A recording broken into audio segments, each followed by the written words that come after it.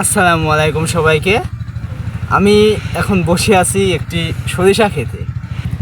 এখন এসব শস্যগুলা আস্তে আস্তে বিলুপ্তর পথে চলে যাচ্ছে।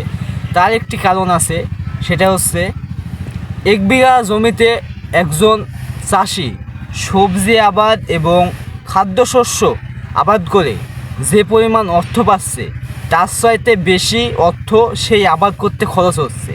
এই জন্য চাষিরা আসলে সবজি আবাদ এবং শস্য আবাদ থেকে আস্তে আস্তে তারা দূরে সরে যাচ্ছে। এই জন্য আমরা দেখতে পাচ্ছি মাঠে অনেক তামাক এবং অন্যান্য চাষ হচ্ছে, যেগুলো আসলে সমাজের জন্য ক্ষতিকর। আমরা মাদক নিয়ন্ত্রণ করতে চাই, কিন্তু মাদকের মূল উৎস তো সিগারেট। এই সিগারেট তৈরি হয় তামাক থেকে।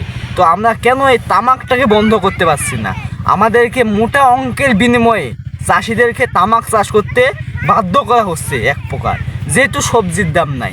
আগে আমরা দেখতাম কুশলের আবাদ, এই যে সরিষা, এই সরিষা মাঠ শুধু সরিষা রাখতো এবং ভুট্টা আবাদ হতো এবং কি হতো, মসুরি আবাদ হতো, গম আবাদ হতো।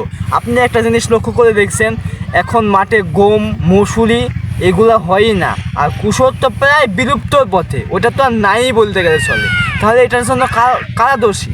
আমরা চাই চাষিরা খাদ্য এবং শস্য আবাদ করে তাদের উপযুক্ত সম্মানটা যেন পায় এবং দেশের খাদ্য এবং শস্যের চাহিদা যেন পূরণ হয়, যাতে আমাদের খাদ্যের জন্য বিদেশ থেকে যেন রপ্তানি করা না লাগে। এজন্য আমরা সকলেই চেষ্টা করব। আমরা চাই চাষি ভাইয়েরা তাদের ন্যায্য পাওনা যেন পায় এবং তারাও ভালো থাক, আমাদের দেশও ভালো থাক, আমাদের সমাজও ভালো থাক এবং আমাদের খাদ্যশস্য নির্ভেজাল থাক। সবাই ভালো থাকবেন। আসসালামু আলাইকুম, সবাইকে ধন্যবাদ।